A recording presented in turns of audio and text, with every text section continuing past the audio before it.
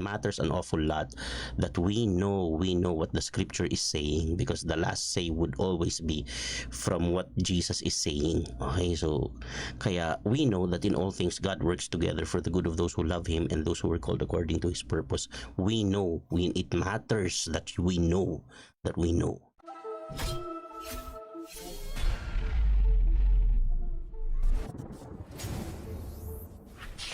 Okay, so basa po tayo. So chapter 8 pa rin po ng Acts, okay? Okay, babasahin ko muna yung banner verse, tapos mag-backread tayo. Okay? Verse 19, sabi ni Simon, bigyan nyo rin ako ng ganyang kapangyarihan para makatanggap ng Holy Spirit ang kahit sinong mapatungan ko ng kamay. Yan, humihingi po siya ng anointing ng Holy Spirit galing sa mga disciples. Okay?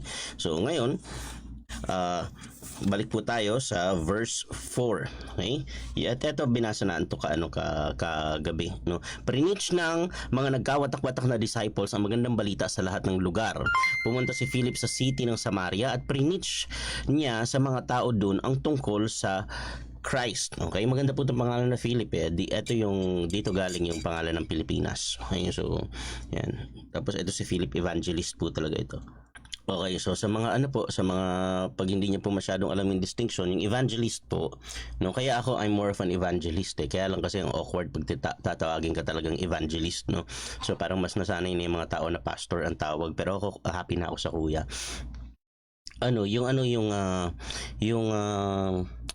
Yung evangelist, ang pastor kasi, ang trabaho po ng pastor, alagaan yung sheep dun sa loob ng ng church. Okay, so i-secure niya yon, tapos he makes sure na walang mga wolves na damage dun sa mga sheep, tapos he also na makaka-exploit dun sa mga sheep, tapos he also makes sure na to take care and feed the sheep. Yun ang kanyang trabaho, yung pastor. Okay, so tapos siya, under shepherd siya ni Jesus, ng the great shepherd. Tapos yung yung evangelist naman, no, yung evangelist naman ang nagkukuha ng nagdadala ng good news, ng gospel sa labas para yung mga tao pumasok sa church. So ganun, okay? So it doesn't necessarily follow na yung evangelist pag nag-teach siya o nag-share siya sa church niya mapupunta. Actually, kahit sa ang church niya i-endorse yun, kung sa ang church na malapit, importante makakilala sa Diyos yung tao. Ganun ang calling ng tatay ko, ganun din po ako most of the time. Okay? So pero ako mas ang calling sa akin ni Lord is to preach to the choir, no? Ibig sabihin mas kaya pag napansin niyo po yung gift natin, marami tayong nababanggit na unconventional, which benefits the body. So pag toxic na yung body, tapos doon nila ako ini-invite, ayun, ako yung pampagulo sa buhay nila. So ayun, okay, diretso po natin yan, dito tayo kay Philip. At nakita nila, nung narinig ng mga tao si Philip at nakita nila ang mga himalang ginawa niya, pinakinggan nilang mabuti ang mga sinasabi niya. Yun po ang purpose. Pinakinggan nilang mabuti ang mga sinasabi niya. Kaya tatandaan ninyo, sabi ni Jesus, hindi nyo naman ako sinusundan, hindi mo kayo nahanap dahil dun sa mga salitang sinabi ko. Hinahanap nyo ako kasi nabusog kayo So, baliktad, no? Dapat, nung nabusog kayo, nakinig kayo. So, ganun. Hindi So, nakikinig lang kayo kasi nabusog kayo. Parang ganun. So, dito, parang dapat yung miracle, ang purpose ng miracle, para ka makinig ng word at maintindihan mo yung word at mag-grow yung spirit mo. Ay makilala mo si Lord. Hindi baliktad. Yung iba baliktad. Makikinig para gusto magkaka-miracle. So, baliktad. Okay? So, yung miracle po, hindi po yan yung end goal. Okay? Hindi po yan yung end goal. Yung miracle po, almost always, pag tingnan nyo sa scripture, yan lang po ay gateway para mas lalo mong makilala si Lord. Okay? Para for Him to reveal Himself to you. No? Pero dapat ang end goal makilala mo ng husto si Lord. Okay? So, ulitin ko po, yung miracles po, ang purpose po talaga niyan para makilala mo si Lord. Hindi mo nakilala si Lord para ka magka-miracle. Nagka-miracle para makilala mo si Lord. Baliktad ho. Okay? So, ganun. Tapos si Lord po dapat ang end goal. Si Lord ang ultimate reward, hindi yung miracle. Ang pinaka-miracle sa lahat, si Lord. Okay? So, sumisigaw na lumabas ang mga masasamang espiritu mula sa mga tao at maraming pilay at lumpo ang gumaling. Wow. Kaya tuwang-tuwa ang mga tao sa city na yun. Isipin nyo, pagkamatay to ni Stephen, ha? Pagkamatay ni Stephen, nagluluksa sila, tapos pinersecute yung church, tapos nag-house to house si Saulo, hindi pa siya Pablo nun, si Saulo, tapos kinakaladkad niya yung mga Christians, pinapakulong niya, ginugulpi niya. Tapos, di nagkawatak-watak sila kung saan man sila mapunta. Ganito ang nangyayari. Okay, so, tapos, eto sa Samaria po ito. Okay, so sa mga Samaritans, no, which normally hindi nila kakausapin. May isang lalaki doon, si Simon. Dati siyang gumagamit ng magic at napapabilib niya ang mga tao sa city ng Samaria at sinasabi niyang dakila siya. Pinapakinggan siyang mabuti ng lahat ng klase ng tao sa city, mahirap man o mayaman. Sinasabi nila, siya ang kapangyarihan ng Diyos na tinatawag na ang dakilang kapangyarihan. Pinapakinggan siyang mabuti ng mga tao kasi matagal niya napabilib ang mga ito sa magic niya. Niniwala ako na ito si Simon, ang tawag sa kanya talaga Simon the Magician. Sa English version, Simon the Magician sa NIV. Simon the Magician. Magician po talaga siya. Magician ang pagka-describe, and I think most of the scholars, the consensus of most of the scholars is magician talaga siya. Magician in the same manner that we have magicians in the modern times. Okay? Magician po siya, hindi po siya sorcerer, hindi po siya necromancer. Magician po siya. Okay? So, marami pong magician ngayon. Okay? So, bakit? Kasi gumawa ako ng article nito sa Magicians Foundation Incorporated nung yung it's the biggest and the first it's the mother club. It's the first magic organization in the Philippines, no. It's the biggest, no. Tapos naging president ako niyan noong 2011 nung nag-secretary pa lang ako diyan. Gumawa ako ng 2002 yata. Gumawa ako ng article dun sa aming newsletter. Ang title is Magic Evil. Is Magic Evil. Tapos ito yung story na kinote ko, no, tungkol kay Simon the Magician. Naniniwala ako na si Simon the Magician hindi siya sorcerer at hindi siya necromancer o kung ano man, hindi siya mangkukulam. Kasi kung mangkukulam ang itatawag ng translator. Magician eh. Okay, so magician siya. So nagpe-present siya ng mga illusions, ng mga magic tricks, ganyan. Tapos syempre, ang naman, nung unang panahon po talaga, panahon nila Harry Houdini, ganyan, hindi pa ito yung ancient times, yung ito pa lang, mga 15th century, sila Robert Houdin, yung father of modern magic. Alam niyo po, may chismis lang naman, atin lang, huwag niyo na ipagsabi sa iba. May chismis na, ang unang naka-invento po ng bumbilya, ay magician, si Robert Houdin, yung father of modern magic. Ang kaso, dahil nga magician siya, mga magician, hindi sinasabi kung paano nila ginagawa, hindi nila sinasabi yung secret, hindi niya binenta. Okay, tapos hindi niya pinakita yung secret. Okay, tapos meron pang Tesla, tapos si Thomas Alva Edison. So Thomas Alva Edison nag-register kasi businessman din yun. So ayun, tinuro nila. Okay, so kasi po dati pag hindi maintindihan ng tao kung paano ginagawa, magic yun. Di ba? So ganun, kasi ibig sabihin ng magic, ang magic po ay galing sa salitang ang magi, ang singular niyan ay ang magic galing sa salitang magi, ang magi galing ang singular na magi ay magus, no, wise man. Okay, so kaya yung tawag dun sa mga visitors ni Jesus, magi from the east, wise men from the east. Okay, ito pinapakinggan siyang mabuti kasi pangyarihan, pinapakinggan siyang mabuti ng mga tao kasi matagal niyang napabilib ang mga ito sa magic niya. Pero nung naniwala ang mga tao sa mensahe ni Philip, yung magandang balita tungkol sa kaharian ng Diyos at kay Jesus Christ, nagpabaptize sila, mga lalaki at babae. Kahit si Simon mismo naniwala rin. Si Simon na magician, si Simon the Magician, naniwala rin siya. Okay, so ang tatandaan niyo ng panahon nila Daniel, may mga magicians doon, may mga consultants, may mga wise men dun sa King's Court. Tapos na naginip yung hari, tapos na naginip si Nebuchadnezzar, tapos hindi nila alam. Yung kay Alakim po nung grand finals yan, best friend ko po yan sa magic industry, si Alakim. Huwag niyo na itanong kung paano. Basta ako alam ko. Uy, si Jericho Arceo nandito. Hello Jake, kumusta ka na? Ayun May nakaraan andito si Julian Trono. Ngayon si Jericho Arceo nandito. Jake, kailan ka ulit mag-guest dito? Guest ka ulit dito pag-usapan natin Friday pag hindi ka na masyadong busy sa iyong taping na kumusta. Congratulations Jake, at I love you brother, mahal na mahal ko yan. So ito na tapos pero nung So nagpa-baptize na. Eh, sinasabi ko sa kay King Nabucodonosor, di ba? Hindi rin nila alam eh. Wala talagang powers eh. Nung sinabi ni ano, hindi, ni sinabi ni Nabucodonosor, hindi, sabihin niyo sa akin yung panaginip ko, nakalimutan ko na eh. Sabihin niyo sa akin, hindi nila alam. Tapos sa galit ni Nabucodonosor, ipapapatay daw silang lahat. So punta sila kay Daniel. Di ba? So, kasi nga, si Daniel, meron talaga siyang revelation from the Lord. Ito mga to, wala naman. Meron lang silang system na sinusunod, may pinag-aralan sila, pero wala naman talagang powers yun, okay? So, ayun. I love you, Pastor Ruther. It has been a long time. Jake, it's been a long day without you, my friend. Ang galing mag-rap nito ni Jake eh. So mga hindi pa po naka-follow ha, puntahan niyo po Jericho Arceo TV. Okay, Jericho Arceo TV sa Facebook, sa YouTube, sa TikTok. Sa Friendster. Friendster. Sa multiply.com. Okay, so saan na tayo? Okay, so pero ito. Kahit si Simon ay naniwala rin. Eh? Pagkatapos niyang magpabaptize, sumama siya kay Philip at namangha siya nung makita niya ang mga ginagawang himala at nakakabilib na mga bagay. Grabe no. Verse 14, nang marinig ng mga apostol sa Jerusalem na tumanggap ng salita ng Diyos ang mga taga Samaria, pinadalan nila dun sina Peter at John. Imagine niyo to, eto mga to allergic sa mga Samaritan to eh. Tapos pinadala dun yung dalawa. Okay, so tapos nung dumating ang dalawang apostles, pinagpray nila ang mga Samaritans. Imagine, grabe talaga yung change of heart nitong mga to, no? Yung mga inaayawan nilang tao, niyayakap na nila ngayon. Grabe, nakakatuwa. Kaya nung dumating ang dalawang apostles, pinagpray nila ang mga Samaritans na makatanggap ang mga ito ng Holy Spirit. Kasi hindi pa bumababa ang Holy Spirit sa kanila.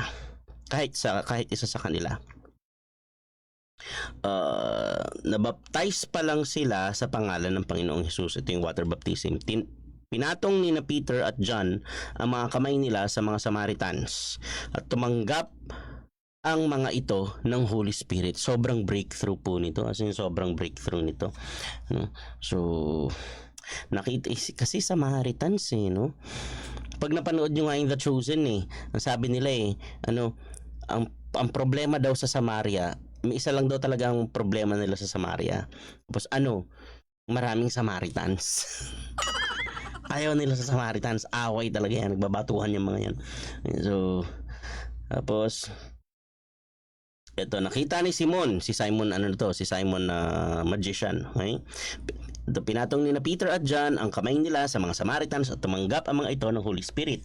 Ito matindi ito na, verse 18. Nakita ni Simon na tinatanggap ng mga disciples ang Holy Spirit. Yung disciples kasi apostles yung 12 12 kasi kasama si Matias, okay? Pero yung disciples, yung mga tao na believers, disciples na ang tawag doon, okay? Kasi disciple tayo, okay? So disciples tayo ni Lord, okay? So tapos nakita ni Simon na tinatanggap ng mga disciples ang Holy Spirit pag pinapatong ng mga apostles ang mga kamay nila sa mga ito. Kaya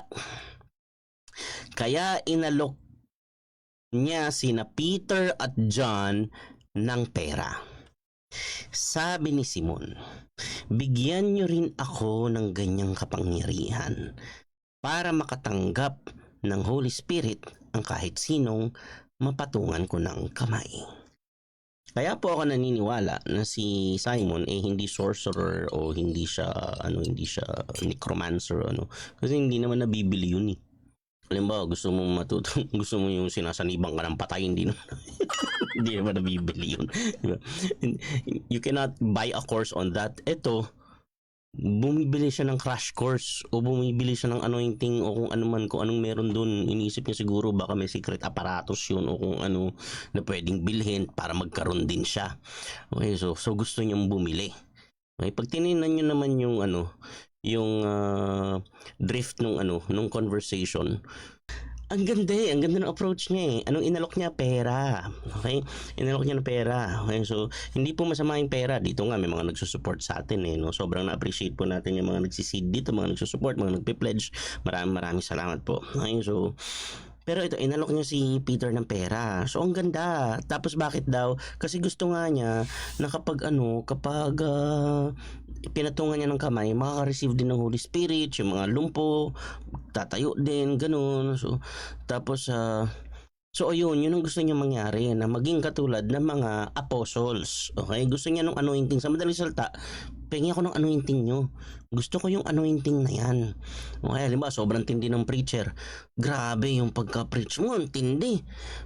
Pengi ako ng anointing mo. Gusto ko matuto rin akong ganyan mag-preach.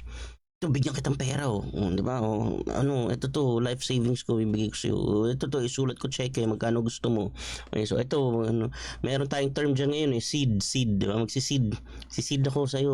Ayan, so, kasi galing yan doon sa sinabi ni Paul na, ano, na he who sows sparingly, reaps sparingly. He who sows generously, reaps generously. Yun po, yung sowing and reaping, doon ka lang kay Paul kukuha. Huwag ka kukuha doon sa parable ni Jesus na ano, huwag po, pagdating sa sowing and reaping ng finances, wag kang kukuha ng kindness o ng finances, wag kang kukuha dun sa ano, sa parable ni Jesus dun sa ano, sa yung parable niya ng sower. Kasi hindi po yun tungkol sa ano, sa finances, tungkol po yun sa word. Okay? Sabi ni Lord, yung nakikinig sa akin, ang salita ng Diyos ganito, pag hinasek, yung iba mapupunta siya sa matabang lupa, sa ano, sa mabatong lupa, yung iba sa matinik na lupa, sa madawag na lupa o madamo na lupa, tapos yung iba sa mabuting lupa. So doon nag-grow sa heart yung ano, yung word po yon, word. Okay, so wag niyo pong pagsasamahin yan, magkaiba po yung context niyan. Okay, so kasi sabi ni Paul, ang sabi ni Paul, ano, let your generosity abound to all, especially to all, okay? China oil, okay? Let your generosity abound to all, okay? All, lahat. Sabi ni Paul, maging mabait at maging mapagbigay kayo sa lahat, okay? Hindi niya sinabi maging mapagbigay kayo sa matabang lupa, okay? Kasi po, sa kabaitan, walang payat na lupa, okay? Wala pong masamang lupa, wala pong mabato, matinik sa kabaitan. Okay? Kasi yung parable ng Good Samaritan hindi naman matabang lupa yun. Kalaban niya yung Hudyo, Samaritan siya, kalaban niya yun Okay, so baka nga ikinamatay niya yun. Hindi natin alam kung paano natapos yung story na yun Kasi paglabas niya dun sa ano, sa inn na pinagdalhan niya dun sa Hudyo, puro Hudyo yun. Mga nandun tao, puro Hudyo. So sabi ni Professor Kenneth Bailey, ang pinaka-rational na mangyari, gulpihin siya ng mga tao sa labas. Kasi syempre siya yung pagbibintangan, Samaritan siya Okay, so basta gano'n, huwag niyo pagsasamahin yung dalawa na yun. Magkaiba po pinag-uusapan dun. Okay, so basta sa kindness, ako naniniwala sa kindness. Let your kindness and your generosity abound to all. Okay, kahit nga enemies, love your enemies nga sabi. Okay, so verse 18, ulitin natin Nakita ni Simon na tinatanggap ng mga disciples ang Holy Spirit pag pinapatong ng mga apostles ang mga kamay nila sa mga ito, kaya inalok niya sina Peter at John ng pera. Sabi ni Simon, bigyan niyo rin ako ng ganyang kapangyarihan para makatanggap ng Holy Spirit ang kahit sinong mapatungan ko ng kamay. Napaka-interesting ng sagot ni Peter, no? Si Peter yung nagsabi na sa 1 Peter 3:15, sabi niya but in your heart set apart Christ as Lord, always be prepared to give an answer to always be prepared to give an answer to those who ask you of the reason for the reason of the for the ask you for the reason for the faith that you have, but do this with gentleness and respect. Si Peter nagsabi. Ito ngayon, inaalok siya ng pera kasi gusto niya magkaroon ng anointing na kagaya nila. Gusto niya magkaroon ng Holy Spirit. Inaalok siya ng pera ni Simon. Ito ang sagot ni Peter. Sabi niya kay Simon the Magician, pero sinabi ni Peter, verse 20 po pakinggan niyo maigi Sana walang magtampo kasi hindi to para sa hindi to para sa inyo, no? Yung kasi baka isipin niyo pinaparinggan ko yung mga nag seed dito o nagbigay ng offering o nag-support. Hindi ho, okay? Pero pakinggan niyo tong sinabi, napaka-interesting, no? Natigilan ako nito, yung tagal ini-imagine ko kung paano yung takbo ng kwentuhan Tapos iniisip ko kung ngayon to nangyari, anong mangyayari? Okay. Sinabi ni Peter sa kanya. Ulitin ko para dire-diretso Okay. Kaya, verse 18, kaya inalok niya sina Peter at John ng pera. Sabi ni Simon, bigyan niyo rin ako ng ganyang kapangyarihan para makatanggap ng Holy Spirit ang kahit sinong mapatungan ko ng kamay. Pero sinabi ni Peter sa kanya, mapunta ka sana sa impyerno.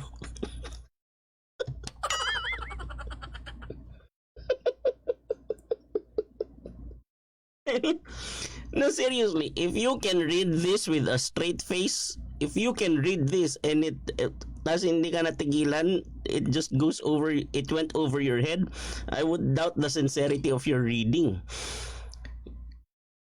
Kasi po merong mga nag-aano sa akin merong mga nagsiseed dito, nagpe-pledge, meron pa nga monthly na nagbibigay ng support no. So hindi that's without me even asking sinabi lang daw sa kanila ni Lord na yun ang gawin no.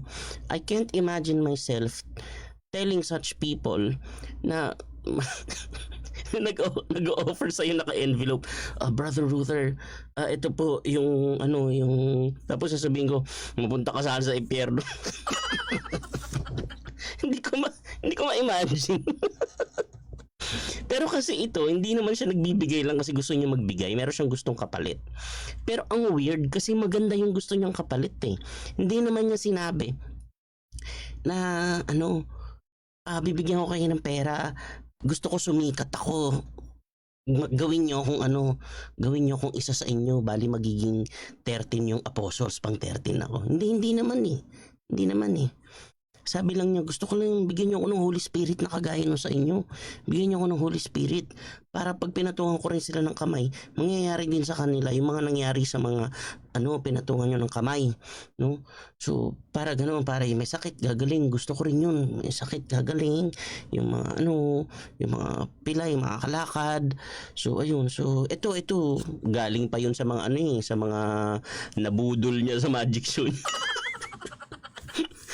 Kasi hindi naman siya hinire para mag-perform. Kasi pag hinire ka, ang tawag doon talent fee, di ba? So, etong mga nabudol niya. Hindi.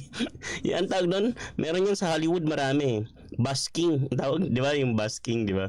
So, yun, yung mga nagdo-donate, galing pa yan doon sa mga naipon niya, no? So, tapos, sabi niya, Peter, sige, bigyan niyo naman ako niyan. Gusto ko niyan. Tapos ang sagot ni Peter, walang kagatol-gatol yung sagot ni Peter. Ang weird. Galit ba sa pera to si Pedro? Ayaw niya ba ng pera? Kaya hindi ko to ma-imagine kung ngayon nangyari. Ini-imagine ko kung ngayon nangyari. Basahin ko ulit. Pero sinabi ni Peter sa kanya, ulit inalok niya sina John, sina Peter at John ng pera. Malamang malaking pera to. Hindi to basta-basta. Okay? Inalok niya ng pera.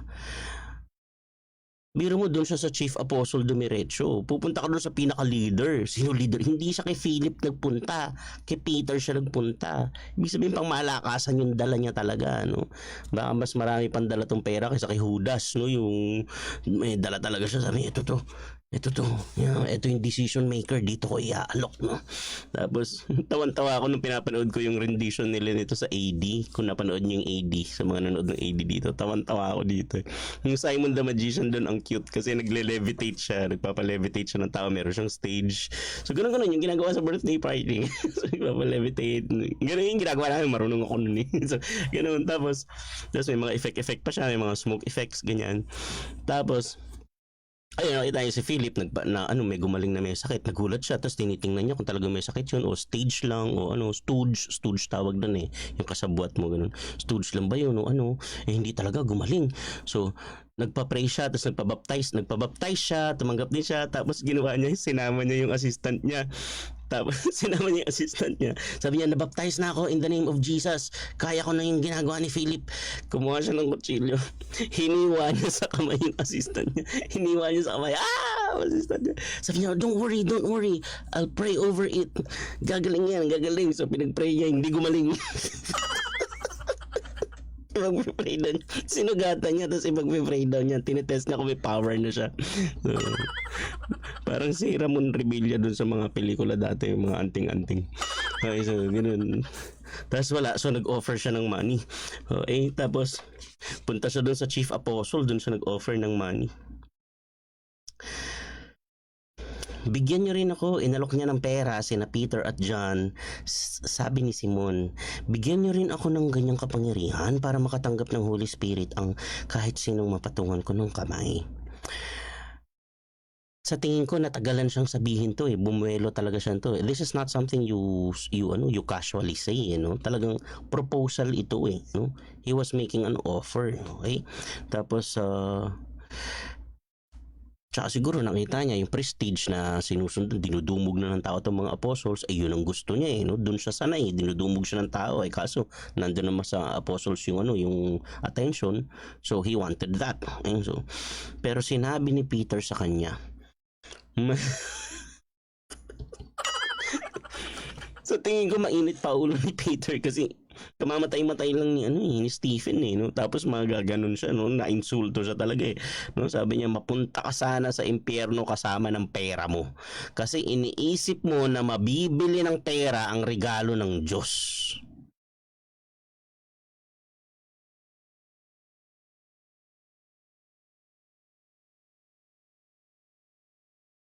Mapunta ka sana sa impyerno kasama ng pera mo. Iniisip mo na bibili ng pera ang regalo ng Diyos. Natigilan ako kasi ang dami kong naiisip Kasi sa panahon ngayon, ang dami pa rin ganito. Ang daming ganito. Mag-i-sponsor sa church pero gusto sila na yung magdi-decide. Magpapagawa ng magdo-donate ng equipment, ng aircon, ng instruments, pero gusto nila sila mamimili kung sino worship leader, sila mamimili ng topic, sila gusto mamimili ng preacher.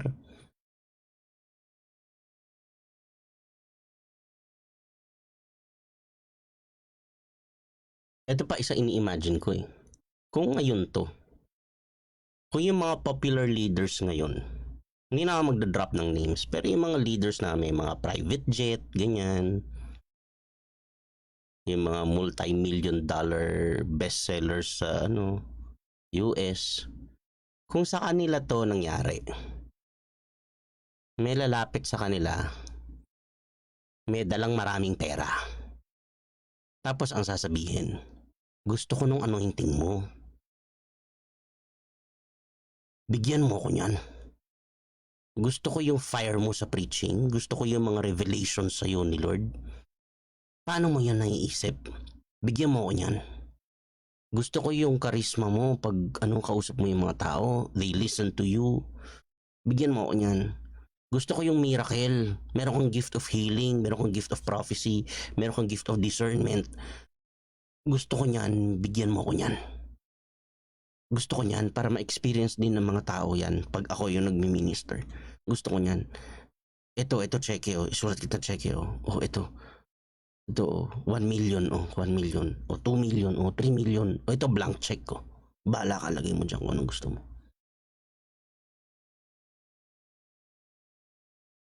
Alam niyo, na-imagine ko.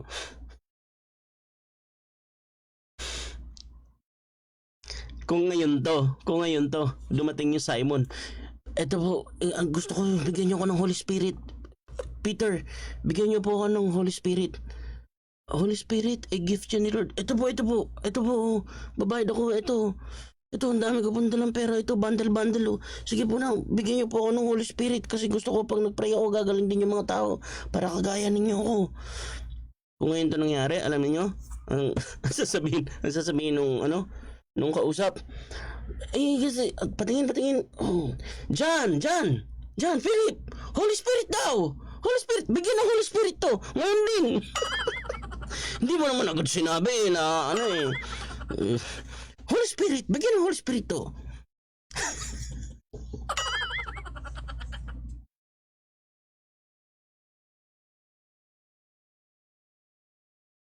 Tell me if it's not true. Real talk lang tayo. Tell me if it's not true. Di ba? Di ba meron? Hindi naman lahat. Pero meron basta yung pinakamalaking giver, hindi naman preacher, pero pagpipreachin. Hindi naman singer, ipag-worship leader. Mag-worship leader ka. Hindi naman nakakanta pag-i-special number. Kasi nag-donate ng malaki. Wala ka malay-malay. Bigla na lang, sige na, kumanta ka na dyan. Bigyan ka namin ng Bigla na lang leader. Bigla na lang ilalagay sa napaka-sensitive at napaka-important na position. Kasi nagbigay ng malaki. Kaya yun, nung nagkaroon ng yung iba ng konting influence, ayun na, nalunod sa isang kutsarang tubig kung ano-ano na dinidemand sa church. Kaya tuloy, imbes na mapayapa, nagkakaway-away tuloy. Kasi maglalagay ka doon na hindi siya dapat nandun, kaya lang ang laki magbigay, so nilagay mo na rin kasi para secure na to, hindi na to pupunta sa ibang church. Atin na to, atin. Paano pupunta sa ibang church yan? Ginawa natin agad youth pastor. Ayan. Gagawin na natin yung board, blackboard, whiteboard, lahat ng klaseng board. Board na yan. Laki magbigay, board ka na ha.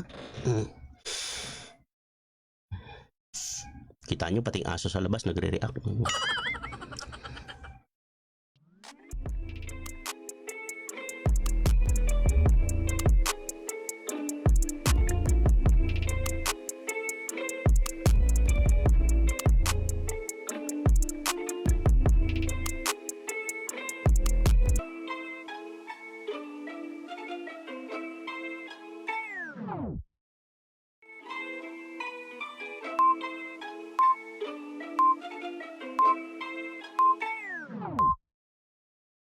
Sabi ni Peter, mapunta ka sana sa impyerno kasama ng pera mo kasi iniisip mo na mabibili ng pera ang regalo ng Diyos.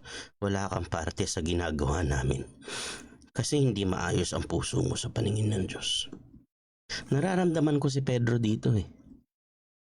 Kasi si Pedro, iniwan yung buhay niya, sumama kay Jesus, tapos ilang beses muntik mamatay, tapos galing nakulong na siya nito, na ano na siya nito, nagulpi na siya nito sa sa 'di ba pinahagupit sila ng Sanhedrin, 'di ba? Yung dinaanan ni Peter, tapos sasabihin mo sa akin, babayaran mo ko para yung gift ni Lord sa akin ibibigay ko sa iyo, tapos yan ang kapalit. Ang laking insulto nito. Hindi lang kay Lord, pati dun sa inoferan. Na parang akala mo ba ganun-ganun lang yun? Akala mo ganun-ganun. Akala mo ganun-ganun lang yun. Bakit galit si Peter? Ba't sabi niya wala kang parte sa ginagawa namin kasi hindi maayos ang puso mo? Ang daming pera na sa harapan niya. Ino-offer sa kanya. Sabi niya wala kang parte sa ginagawa namin. Paano mo to sasabihin?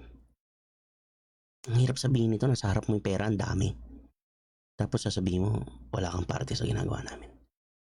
Kaya hindi po ako naniniwala na si Peter meron declaration na kagaya ng ginagawa ng mga sikat na televangelist sa US na money cometh to me now. Eh kasi dumating nga sa kanya yung pera, bulto-bulto, nagalit siya eh. Kasi nakita niya mali yung motive eh. Si Peter hindi nakatingin sa pera to. May perang dumarating. Pero hindi siya, ito nasa harapan niya yung pera, ino-offer sa kanya, nagalit eh. Nagalit. Wala pa ako nakita, I have yet to see. No, in-offera ng pera, nagalit. Galit siya eh. Wala kang parte sa ginagawa namin kasi hindi maayos ang puso mo sa paningin ng Diyos. Pagsisihan mo ang kasamaan mong ito at mag-pray ka sa Panginoon na sana patawarin ka niya sa masamang iniisip mo.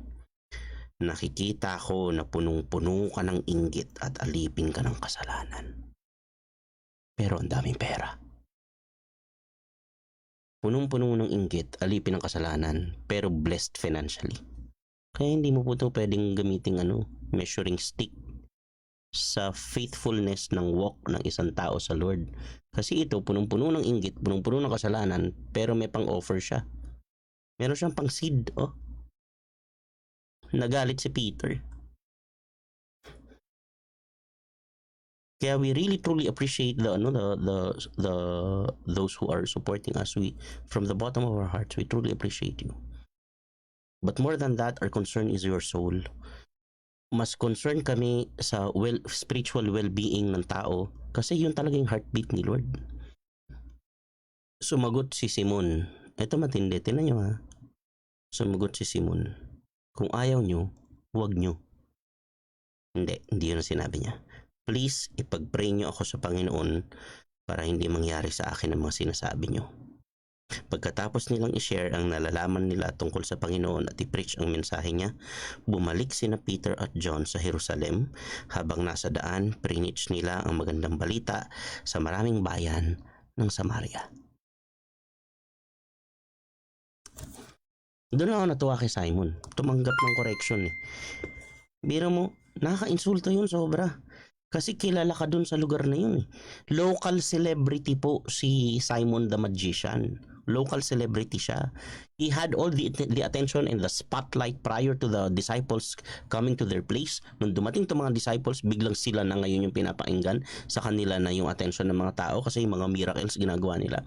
Kaya ikaw ngayon, yung naipon mo, gusto mong sumama dun. Hindi naman niya gustong kalabanin sila Pedro, gusto nga niyang samahan eh.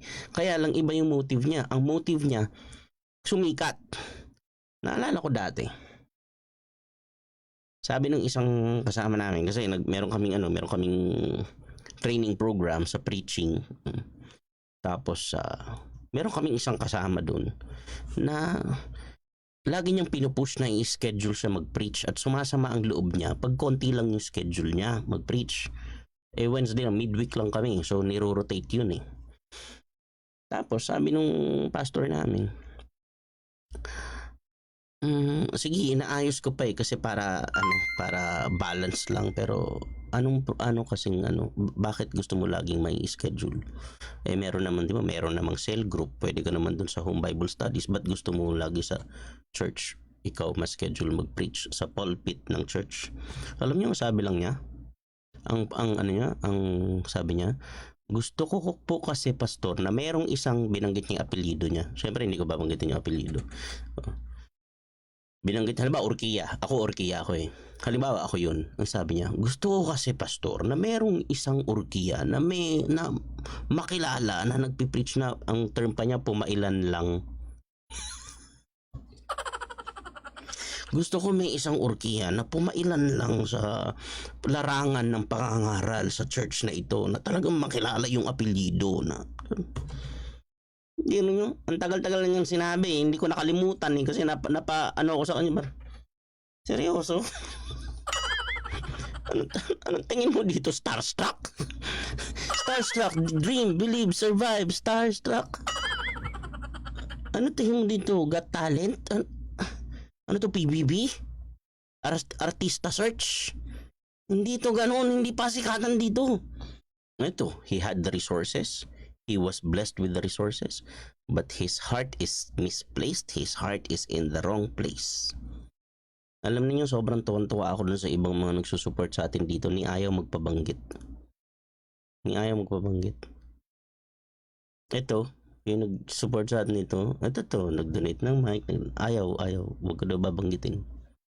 Kaya hindi ko po babanggitin yung pangalan, apelyido na, hindi, joke lang. Ayaw nilang pabanggit eh. Hindi rin nila ako pinapakailaman kung ano ituturo ko.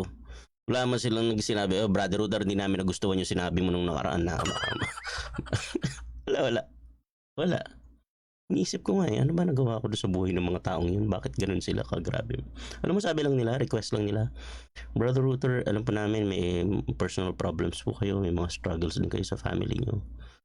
Ang request lang po namin kasi dinil kami ni Lord na mag-support dito sa ministry nyo. Particularly yung Bible Ninja. Ang request lang po namin, huwag po kayong hihinto. Yun lang po request namin sa inyo. Huwag po kayong hihinto. Hindi nyo po kasi siguro alam yung epekto nyo sa buhay namin, sa ibang tao. Hindi nyo kasi nakikita, pero malaki yung ginagawa ni Lord kahit hindi nyo nakikita. Wag po kasi kayo sanang hihinto. Huwag kayong susuko.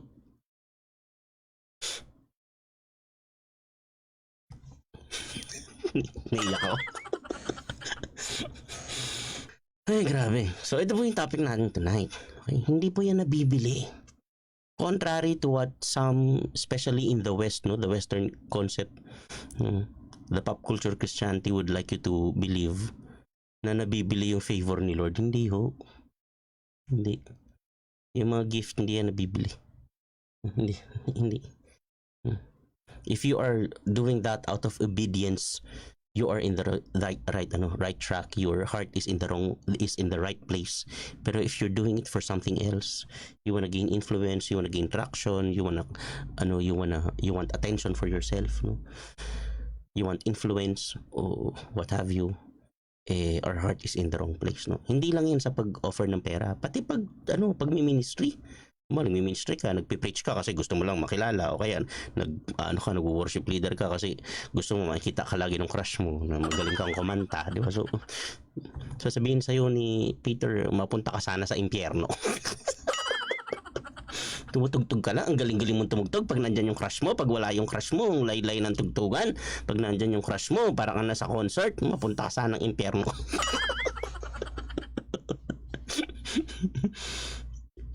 Kasi we are serving the Lord and the one who offered his life for us, and we don't want to do it coming from a wrong motive. We don't want to do it with our hearts in the wrong place. Gusto natin isuko natin yung heart natin kay Lord, for him to give us a brand new heart para tama yung mga tinidesire natin, hindi influence, hindi spotlight, hindi attention. Gusto lang natin talaga ma-please si Lord. Kasi we understand the gravity of his and the value of his sacrifice for us. And we know that it is true. So, ayun. That's our lesson for tonight. Ang ganda. Matigilan talaga ako. Kasi na-imagine ko.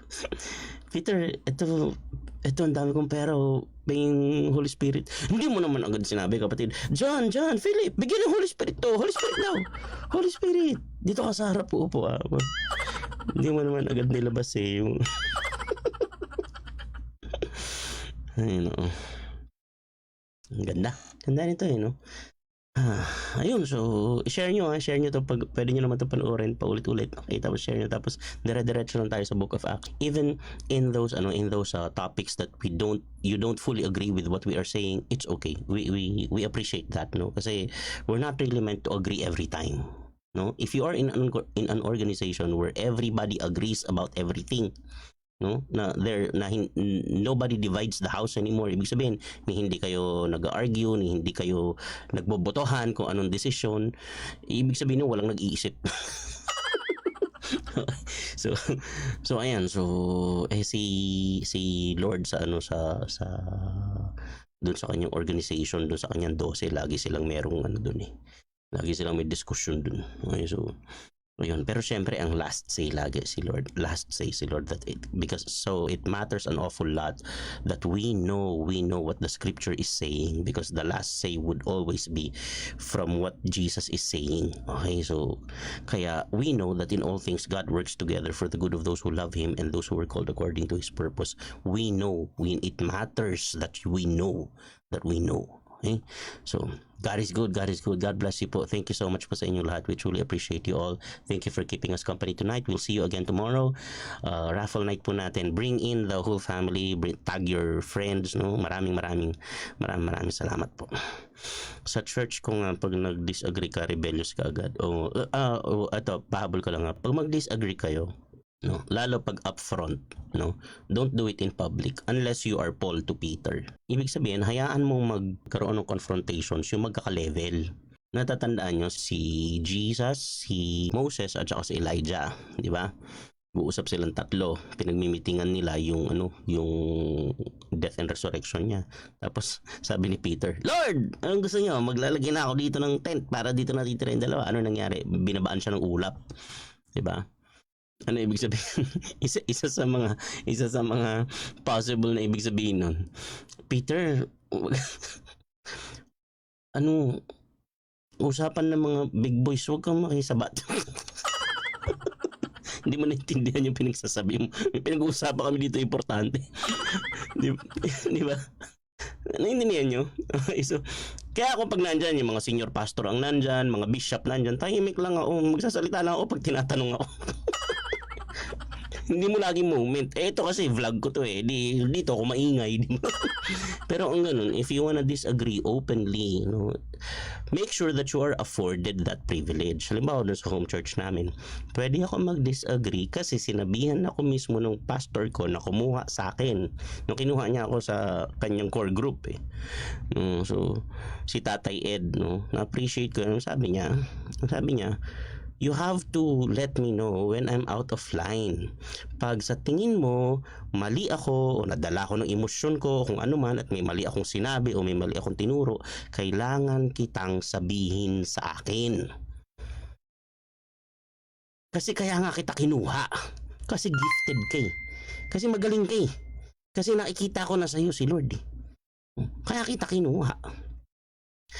Kung hindi nyo kayang sabihin sa akin na dinadala ko na pala sa impyerno yung mga tao, bakit kayo nandito? Hindi ko kayo kailangan. Ang kailangan ko, yung kayang, kasi alam ko na kahit ako yung senior, alam ko tao rin ako eh. Pag kayo mali, sasabihan ko kayo. Pag mali ako, dapat sabihan nyo ko. Pero, sasabihan nyo ko, wag in public. Kasi syempre, away yun. Wag nyo ko ipapahiya dun sa ibang tao. Kasi syempre, ako tatay dito eh. Tama naman. Sasabihan nyo ko, tayo lang. So, ganun po mag-disagree. Okay? Sasabihan nyo ko, tayo lang. Tapos, dapat, kung anong relasyon natin, ganun tayo mag-usap. Alam mo, tatay-tatayan mo ko. Kung kakausapin mo ko na magdi-disagree ka sa akin bilang anak. Hindi yung, nakuha nyo? Ibig sabihin, kakausapin mo ko bilang tatay-tatayan mo. Dapat meron ding, merong respect. No? Tapos, kung ang kinokontest mo, yung tinuro ko, no? Kung may tinuro ko, yun ang kinokontest mo, magbukas ka ng Bible. Okay? Yun ang niya, magbubukas ka ng Bible. Magdala ka ng notes kasi mag-argue tayo. And I'm so thankful that I was raised in such an environment.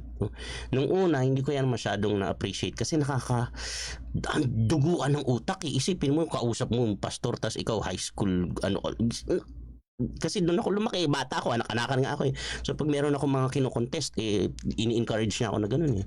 Minsan inaabot ako ng alauna, 2:00 sa bahay nila, nasa mesa lang kami ganyan, nag-uusap kami, nakabukas mga Bibles namin. Ganun sila nag-invest ng time tsaka ng life sa akin. Kaya sobrang na-appreciate ko.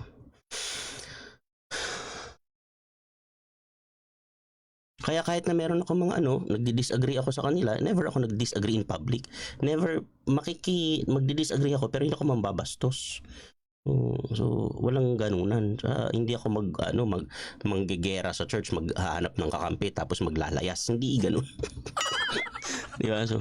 So yun. So dapat ganun. Okay? So ngayon kung ikaw yung yung nasa highest seat sa leadership sa church nyo, consider that kind of culture, no? Medyo mahirap yan i-pull off.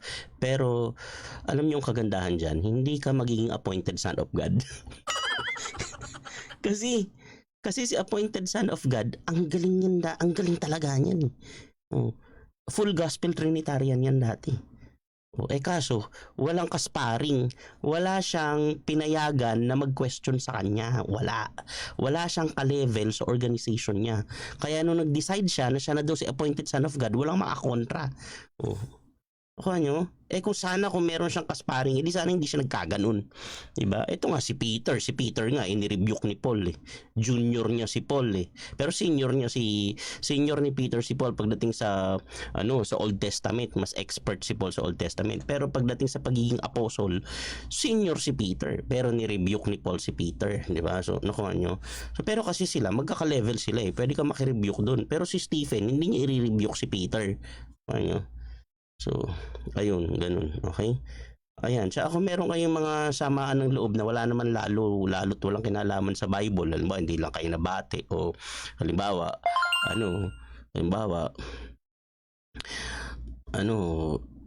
nakaaway ng kapatid nyo, tapos titirahin nyo sa pulpit, wag ganun.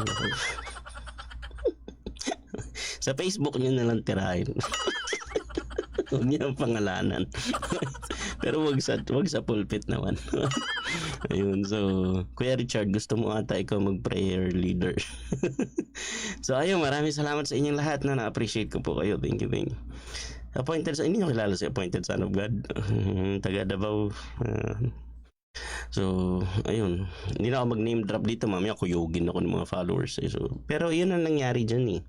Maayos yung teaching po niyan for a long time. Matinong pastor yan dati, tapos nagkaganon. Kasi nga, wala siyang, as iron sharpens iron, one man sharpens the other. Kaya si Lord, nung pinadala niya yung 72, tigdadalawa tigdadalawa sila, hindi isa-isa lang, tigdadalawa. Kasi ganun talaga. Pag medyo, iba-iba tayo ng temperament eh. So, pag medyo na out of line yung isa, kailangan may sasalo sa kanya. Ay, so, ganun. Ay, so, true name ng Heavenly Father, Shane Mendoza na Neri. Na-discuss na po namin yan. Puntahan nyo po sa YouTube yung mga previous episodes po. Ayan. So, yeah, thank you po. Pero yung yung Paleo Hebrew niyan, yung Yuhewahe. Pero there's no real there's no way of knowing how you pronounce it, but those are the Hebrew pictogram letters, no? YH Yuhewahe, which means behold the hands, behold the nails, no? So sa pangalan ng God the Father, nandun din yung plan for salvation na sinabi ni Jesus, no? In a manner of speaking, yun ang sinabi ni Jesus kay Thomas. Thomas, behold the hand, behold the nails. Kaya sabi ni Thomas, my Lord and my God. So ayun, so maraming salamat sa inyong lahat. Pray tayo. Lord, maraming salamat po. Hi, we thank you, we honor you, we bless you. Grabe ka po, Lord. Grabe ka po. Maraming salamat po. You are so good, you are so good, you are so good. Grabe, nakaka-amaze po, Panginoon, yung ginawa mo sa buhay ng mga apostles, Lord God. Lord, even Simon the magician, Lord God, this is so amazing. Your grace abounds. Maraming salamat po.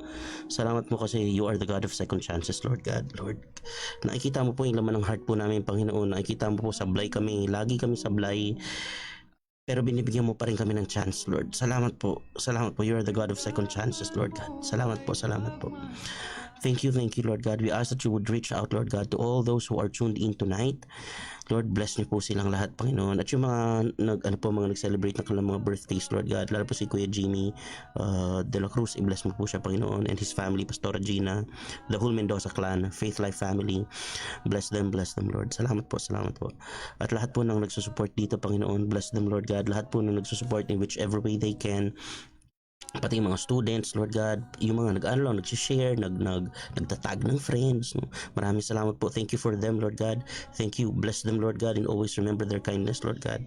Salamat po, Lord, yung mga nagsa-sacrificial giving, Lord, remember their kindness, Lord God, and grant them favor, Lord God. Salamat po. Lord, give us a good night rest, Lord. Lalo yung mga stress, Panginoon, yung mga stress, mga depressed, mga may anxieties, Lord, bigyan po kami ng maayos na tulog ngayong gabi, Panginoon. At we are looking forward to a better day tomorrow and greater things ahead, Lord God, because you are our great God. We honor you, we bless you, Lord. This is just about you. Everything is about you. You are our ultimate reward. Thank you, Lord. Thank you, Lord. In Jesus' name. Amen.